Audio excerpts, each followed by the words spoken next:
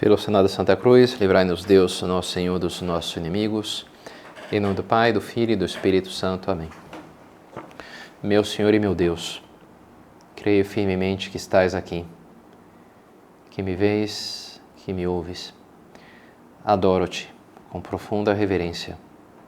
Peço-te perdão dos meus pecados e graça para fazer com fruto este tempo de oração. Minha Mãe Imaculada, São José, meu Pai e Senhor, meu anjo da guarda, intercedei por mim.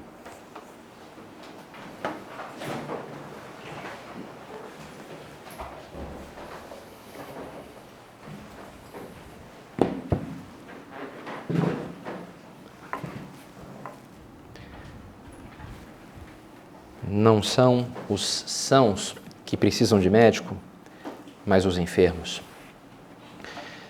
Faz uns 2, 3 anos assisti um filme sobre uma família chinesa e interessante, mas me ficou marcada uma música da trilha sonora do filme chamada, eu não conhecia, Come Healing, que venha a cura.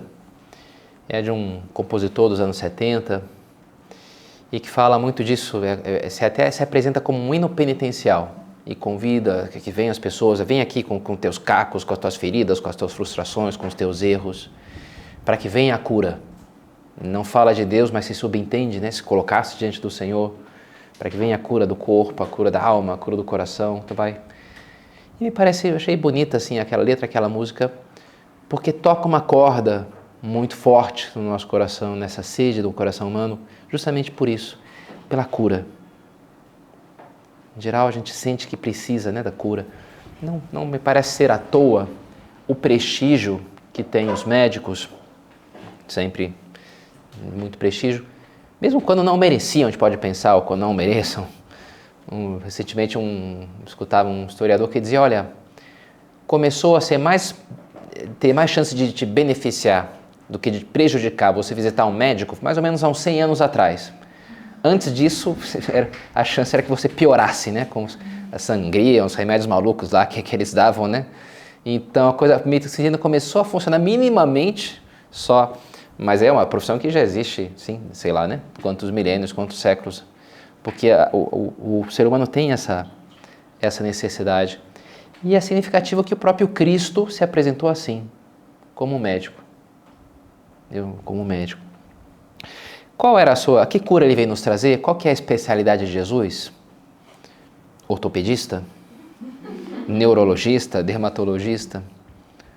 Eu me resisti a colocar nessa lista cardiologista, poderia ser, né? Ou até oftalmologista, de alguma maneira. Mas enfim, estamos no âmbito da metáfora, né? Para dizer que Nossa Senhora era de fato assim. Não há dúvida que ele fez muitas curas. Fez até, nos deixou a chamada unção dos enfermos. Meu pai ontem mandou no grupo da família uma foto dele com um padre amigo da família que foi lá para dar a unção dos enfermos, primeira vez que ele recebeu. Enfim, não curou meu pai, mas algumas pessoas até se curam com a unção dos enfermos, né? Nosso Senhor cuida também do nosso corpo. Mas claramente não era esse o seu foco. Claramente a cura do corpo de alguma maneira estava em função da cura mais importante, que é a cura do pecado, a cura da alma, a cura do coração. Não são sãos que precisam de médico, mas os enfermos, não me chamaram os justos, mas os pecadores. Essa é a doença que ele é especialista, digamos assim, que ele se ocupa de curar em nós. Se ele age como aquele bom samaritano da parábola, que pegou ali a pessoa ferida e derramou o bálsamo nas feridas, o bálsamo que ele derrama nas nossas feridas é o seu sangue, o seu preciosíssimo sangue do Cordeiro sem mancha, derramado pela remissão dos pecados. E é sobretudo desse bálsamo que a gente precisa, dessa cura, que estamos mais necessitados, da cura da alma, da cura do pecado. Em janeiro desse ano, escutei uma palestra lá nas vizinhanças do Rio de Janeiro, de um médico relativamente jovem, e chamou a atenção, ele, além da medicina, se ocupa de atenção a uma série de rapazes jovens, e me parece que tem muito fruto. Pude tocar um pouco como aqueles rapazes crescem muito nas mãos daquele jovem médico, né? Espiritualmente. Ele deu uma palestra justamente como é que é isso, né? Sobre os rapazes que chegam. E ele falou, olha, das feridas que trazem os rapazes. fez até uma tabela de uma lista, olha, quando a mãe é emocionalmente distante, ou o pai é workaholic, ou quando os pais são separados e não sei o quê. Fez ali então mostrando como as feridas que aquelas pessoas traziam. E para todas elas ele dava praticamente o mesmo remédio, que era falar da doutrina cristã de Deus, que é nosso Pai, que nos ama, e ensinar aqueles rapazes a fazerem oração. A fazer oração. Todos nós precisamos da cura. Todos nós carregamos uma outra ferida. E penso que na Quaresma, especialmente, agora já terminando, a igreja nos propõe meditar nisso, na cura que nos faz falta. E para isso, para buscar essa cura, a igreja também nos propõe esses 3 meios da Quaresma, dos quais já refletimos aqui em meditações sobre a esmola, a doação e os demais, o jejum. Então, queria terminar hoje meditando sobre justamente a oração, terceiro meio da Quaresma, mas com esse enfoque, a oração como cura. Já vocês talvez tenham escutado de alguma outra meditação minha sobre a oração, mas hoje eu queria ter esse enfoque daí. A oração é um remédio que cura a minha alma, que me alivia o sofrimento, que me limpa, que diz o curador, São João Maria Vianney, todos os males que nos afligem na terra vêm precisamente de que não oramos ou fazemos mal. Interessante, todos os males. Gripe, está gripada? Covid, câncer, tudo vem, enfim, não sei se esses males, mas os males do coração, você tem porque, é como se dissesse, né? Porque você não está rezando direito ou não está rezando em absoluto. Se você rezasse, você teria cura para os males que realmente contam. E eu acredito nisso mesmo, acredito que a oração é um grande remédio, é uma grande solução para a nossa vida. E queria tentar convencer vocês também estão convencidas disso, mas quem sabe sair daqui um pouco mais convictas de que é o meu remédio. O que eu vou fazer? Eu vou rezar. A gente tem esse recurso. Estou meio mal, estou meio assim, então o que eu tenho que fazer? Vou comprar um par de sapatos, sei lá, né? Vou no shopping fazer não sei o quê, vou tomar um sorvete. Sei lá, às vezes pode ser bom também, nada contra, né? Mas olha, que a gente tem esse recurso, vou rezar, vou diante do sacrário, vou passar naquela igreja, voltando para casa agora, vou me recolher no meu quarto e rezar. Ter esse recurso na manga, que é muito eficaz. A oração nos cura. E para isso pensei em 3 argumentos para tentar convencer vocês. Primeiro, a oração nos cura do medo e da ansiedade. Segundo, a oração faz o sofrimento doer menos e até às vezes parar de doer totalmente. E por último, a oração transforma os males em bens. Faz o sofrimento que poderia me destruir um remédio que me salva. A oração tem essa mágica, tem esse efeito. Ou esses 3 efeitos que a gente poderia dizer. E o primeiro é esse, né? Curado do mal e da angústia. Voltando para essa palestra daquele médico carioca, me chamou a atenção como ele fazia até uma correspondência entre as diferentes feridas que aqueles rapazes podiam trazer da sua história, da sua casa, e os sintomas que nasciam daí. E aí, então ele relacionava, rapaz carente, querendo chamar atenção, ou pelo contrário, fechado numa bolha, ou tem o desejo de ser ali o aluno perfeito, porque assim é como ele quer ganhar aprovação e merecer ser amado, ter um afeto que ele não recebe espontaneamente. Então, os vários sintomas de um certo distúrbio, digamos assim, de uma certa confusão, de um certo sofrimento que aquelas pessoas enfrentam, e que todos eles se curavam com esse mesmo remédio. Saber-nos amados por Deus. Saber isso na cabeça, porque eu sei que Deus é meu Pai, e saber no meu coração também, sentir-me amado por Deus. Experimentar esse amor.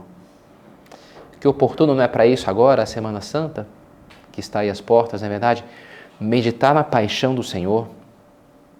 É uma prova de amor impressionante. Ninguém tem maior amor do que aquele que dá a vida pelo seu amigo, já nos falou Jesus, né?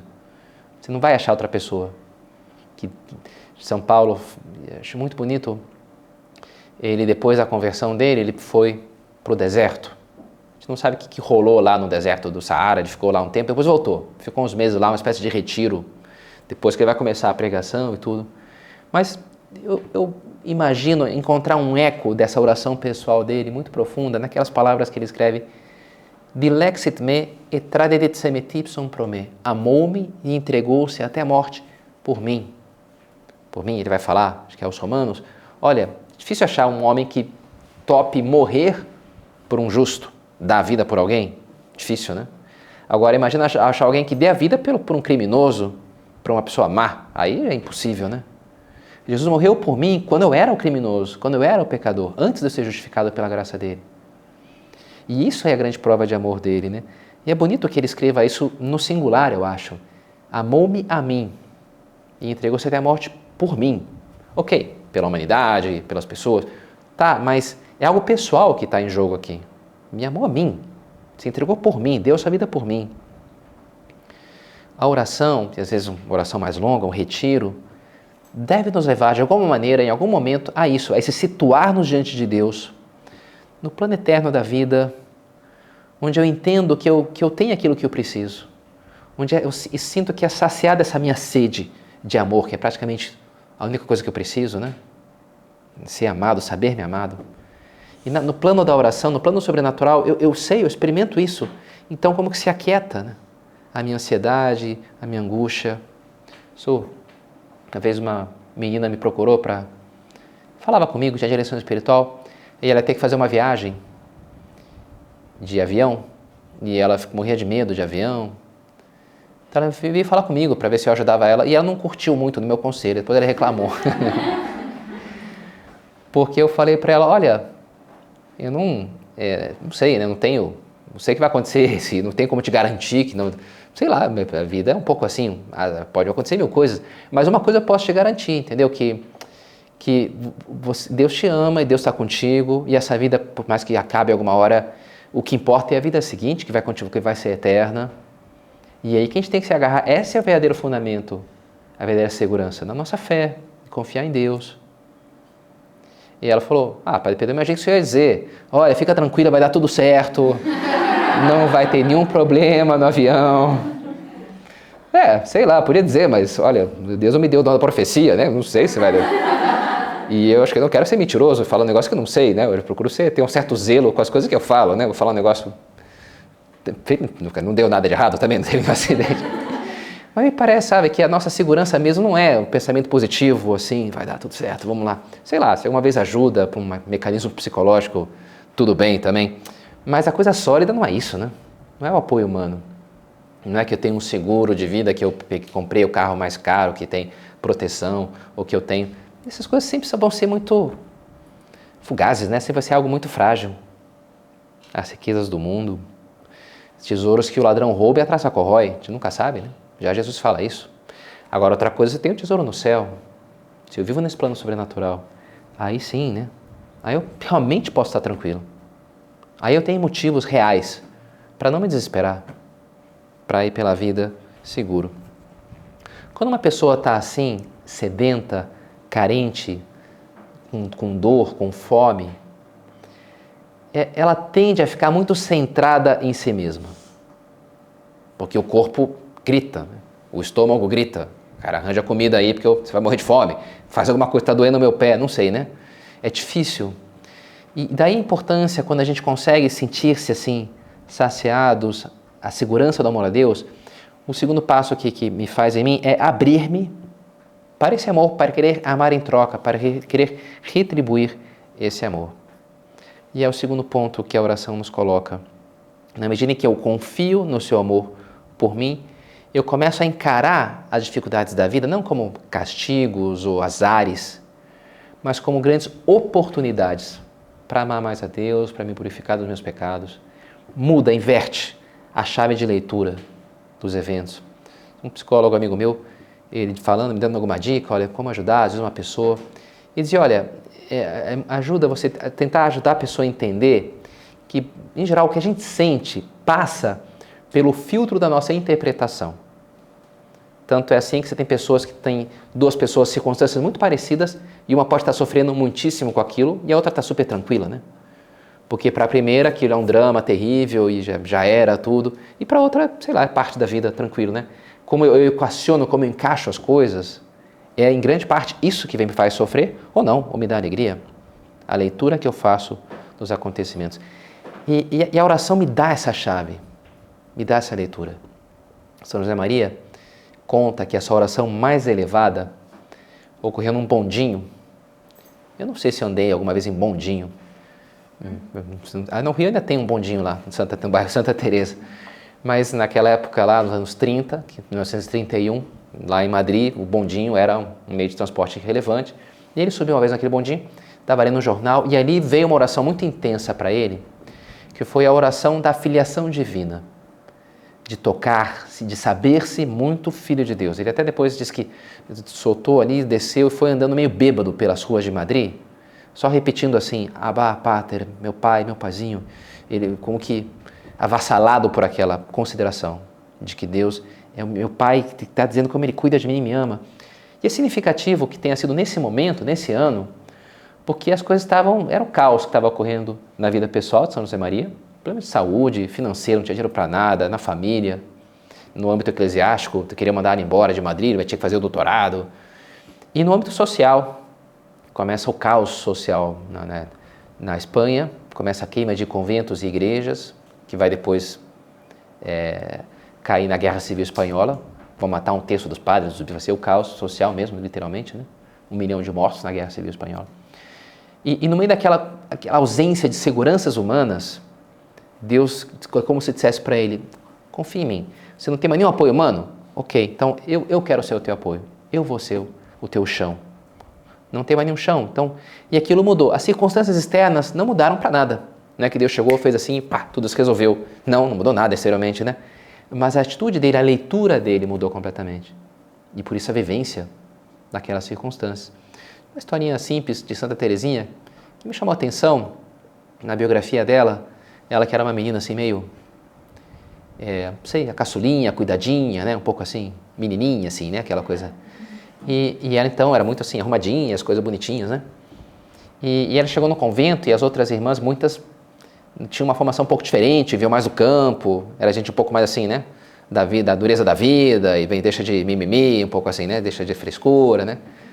E uma hora estavam lavando as roupas ali, e aí uma descuidava um pouco, e aí acabou voando algumas gotículas, aquela água meio suja, nojenta, né?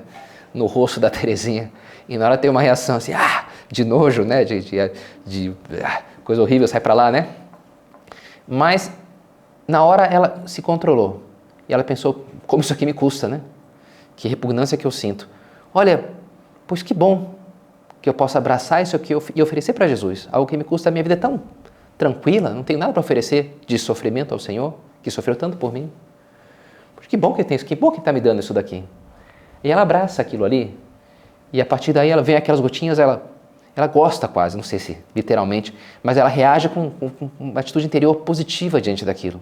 Oxalá hoje role uma gotinha ali na porque eu vou poder demonstrar, crescer no meu amor a Cristo, que é o que eu quero, né?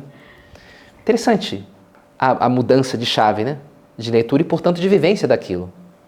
Ela se cura daquele sofrimento. E, pelo contrário, né? E abraça aquilo como uma coisa boa. Diz o cura d'Ars. As penas se desfazem ante uma oração bem feita, como a neve ante o sol. Interessante, né? Se desfaz. Mesmo as penas pelos nossos pecados. Mesmo a frustração de outra vez. Fiz isso, fiz aquilo. Quem experimenta, né? Foi no domingo passado, Jesus falando, eu sou a ressurreição e a vida, falava para Marta. Aquele que tiver morrido, mesmo que tiver morrido, se crê em mim, viverá. E a gente pode interpretar isso no plano espiritual, se você morreu para o Espírito, se você pecou, se você se afastou de Deus, crê em mim e você vai viver. Eu sou a vida e a ressurreição. E entre a vida e a ressurreição tem uma morte. Mas mesmo que tenha essa morte, eu te resgato da morte. Eu sou capaz, eu sou a ressurreição, não só a vida, mas a ressurreição. Ele sempre, a misericórdia de Deus, o coração misericordioso do Senhor, sempre tem uma cura para nós. Mais uma vez, São João Maria Vianney, a oração faz que achemos menos pesada a nossa cruz, endossa, torna doce as nossas penas e nos faz menos apegados à vida. Atrai sobre nós ao olhar misericordioso de Deus, fortalece nossa alma contra o pecado. Mediante a oração agradamos a Deus, enriquecemos nossas almas e nos asseguramos da vida eterna. Se eu rezo aquilo que ia me esvaziar, que ia me atrapalhar, vira, nem pelo contrário, me enriquece, me purifica, me eleva, porque agora eu não estou esperneando, não estou sofrendo diante daquilo, mas pelo contrário, aquilo está me enriquecendo. E é o terceiro e último ponto que eu queria falar, né? Quando a oração me cura dos falsos apoios dos bens materiais, que é, por exemplo, a avareza, eu estou tranquilo porque tenho muitos bens, tenho um carro, tenho um bom emprego, e me cura também do vazio de apoiar-nos na opinião dos outros, que seria a vaidade. A minha riqueza está isso, que eu tenho o número de seguidores, um prestígio que eu tenho. Se a oração me faz ver o vazio dessas coisas, ela também é uma cura, porque justamente ela me abre para me enriquecer de verdade, para buscar os verdadeiros bens.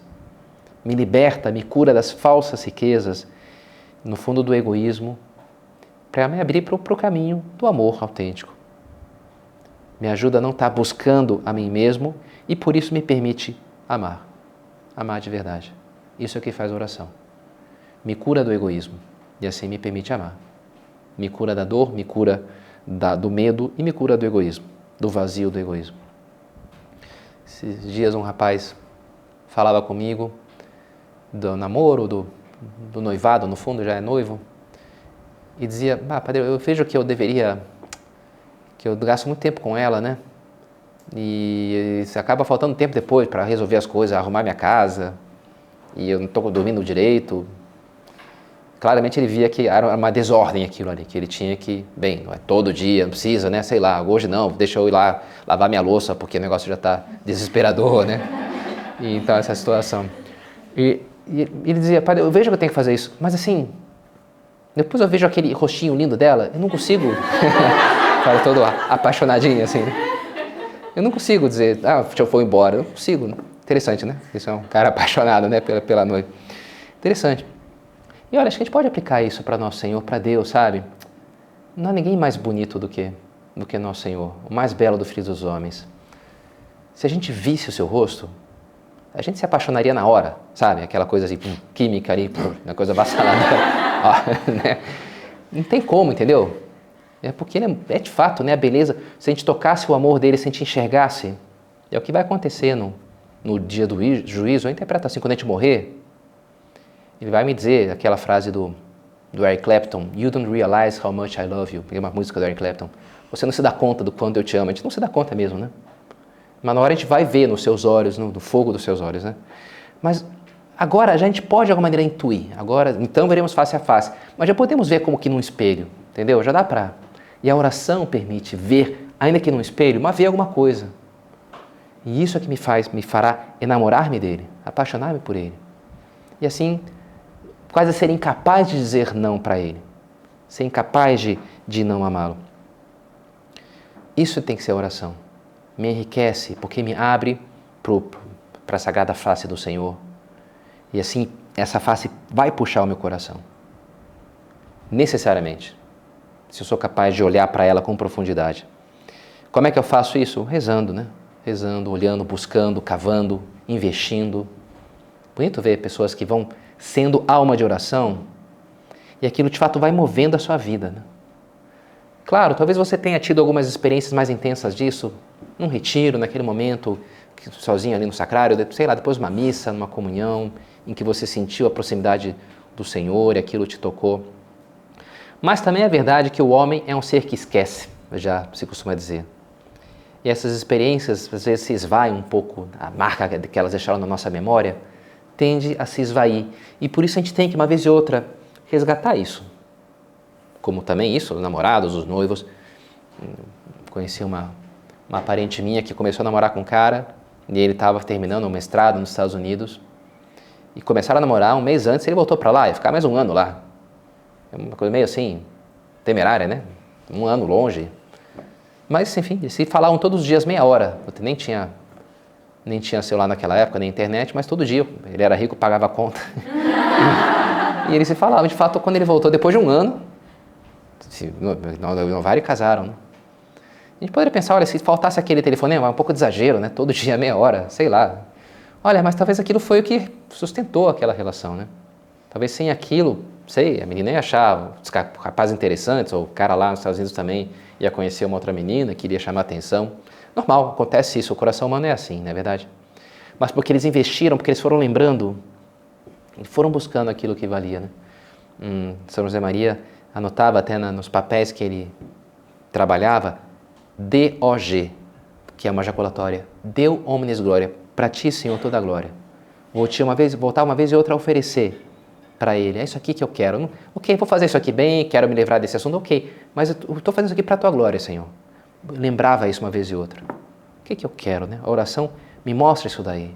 Me desperta as verdadeiras motivações da vida. Porque realmente é capaz de me fazer feliz. Também uma vez no ônibus, lá no Rio de Janeiro, escutei uma conversa, não sei se eram adolescentes ou teriam ao redor da cidade aí, duas meninas, não lembro muito bem agora, mas me ficou guardado o diálogo que uma falou para a outra. Quando eu cresci, uma falou assim, eu cresci muito frustrada, porque eu via direto a Xuxa, era o programa infantil, né, da minha infância, e eu ficava frustrada porque meu cabelo não dava para fazer chuquinha. Ela fala assim, que a Xuxa usava umas chuquinhas, um negócio assim, né? Mas meu cabelo não dá pra fazer chuquinha, então a minha vida não faz sentido, mais ou menos assim. Era o raciocínio, porque como é que eu posso, né, ser tão errada que meu cabelo não serve para ser que nem... Enfim, que bobagem, na verdade, né? Que a gente se frustrasse. E, no entanto, olha, tantas vezes a gente tem um pouco essa cegueira, né? De estar buscando algo, eu tenho esse emprego, tenho que conseguir esse namorado, tenho que arranjar, morar, então tenho... Olha, será que eu tenho mesmo? Será que é isso que vai me fazer, vai me enriquecer? Vai me fazer feliz? Não há dúvida que quando uma pessoa está direcionada para uma meta grande, pode ser uma meta humana, artística, esportiva, acadêmica, aquilo lhe comunica uma certa beleza, assim, de alguém que está focado em algo e concentra suas energias para aquilo. Mas, ao mesmo tempo, é uma pena, né, que o foco desse esforço seja algo meio vazio, algo meio egoísta, algo materialista, que no fundo não é capaz de preencher o nosso coração. Fizeste no Senhor para ti, nosso coração estará sempre inquieto enquanto não repousar em ti. Só nele é que de fato nosso coração encontra o seu fim, que é realmente a verdadeira motivação que me puxa. Diz o Curadas, vosso coração é pequeno, mas a oração o engrandece e o faz capaz de amar a Deus. A oração nos faz fortes para buscar o que realmente vale a pena e, portanto, felizes. Já, de alguma maneira, felizes nessa terra e depois felizes, sobretudo, no céu. Agora o Papa Francisco também nos dizia, coloca Deus antes do teu eu, o amor na frente do egoísmo. Só nos esvaziando a nós mesmos, deixamos espaço ao Senhor. Só nos entregando a Ele, encontramos a nós mesmos. Só como pobres em espírito é que nos tornamos ricos do Espírito Santo. Coloquemos isso em primeiro lugar. Ele, para ti, para a tua glória, Senhor. Para mim nada quero, tudo para a tua glória e por amor. Esse é o caminho da vida. Preparar-nos para esse encontro amoroso com o Senhor. Ainda que temos que passar dificuldades. Uma imagem bonita que São José Maria gostava, essa da forja, do metal, até o nome dos seus livros, né? Um dos seus livros é isso, forja. E o metal, o ferro, como é que ele se torna aço? Ele tem que ser aquecido e depois apanhar. Põe na bigorna lá e bate com o martelo, né? E esse processo tira as impurezas. Agora, primeiro tem que aquecer. Se você bate nele em frio, ele dobra e quebra. Não funciona, né? Tem que aquecer. Quando ele está quente, aí sim o golpe purifica e fortalece, transforma o ferro em aço. A nossa vida, a gente precisa sim do jejum, da penitência, e a própria vida se encarregará de nos dar sofrimentos. Não tem como, né? Essa vida é assim. Agora, o nosso papel, sobretudo, deve ser aquecer o nosso coração na oração, para que aquele sofrimento, ao invés de destruir-nos, nos purifiquem, nos santifiquem, nos arrastem para Deus, nos transformem o santo que Deus sonha com que nós sejamos. Aí vemos Nossa Senhora junto à cruz, ela não fugiu, inclusive hoje, sexta-feira, antes da Semana Santa, era uma antiga memória de Nossa Senhora das Dores, desse mistério de Nossa Senhora junto à cruz do Senhor. E vemos ela aí, no meio daquela angústia que sofreu Jesus, da covardia, da desorientação que os discípulos mostraram durante a paixão, Nossa Senhora é um oásis de fé, de lealdade, de confiança em Deus. Vigiai e orai para não cair em tentação, ele fala para aqueles apóstolos, e eles não abraçam essa sugestão do Senhor, dormem. Nossa Senhora, pelo contrário, poderia repetir aquelas palavras da amada do Cântico dos Cânticos, cor meum vigilat, meu coração vigia, não dorme, vigia. Ela guardava essas coisas meditando no seu coração, medita, reza. e por isso tem a força que precisa na hora que Cristo precisa dela. Então, terminemos olhando para ela, pedindo que nos ensine também a nós a navegar a travessia dessa vida sempre com essa bússola da oração, nos guiando rumo a Deus.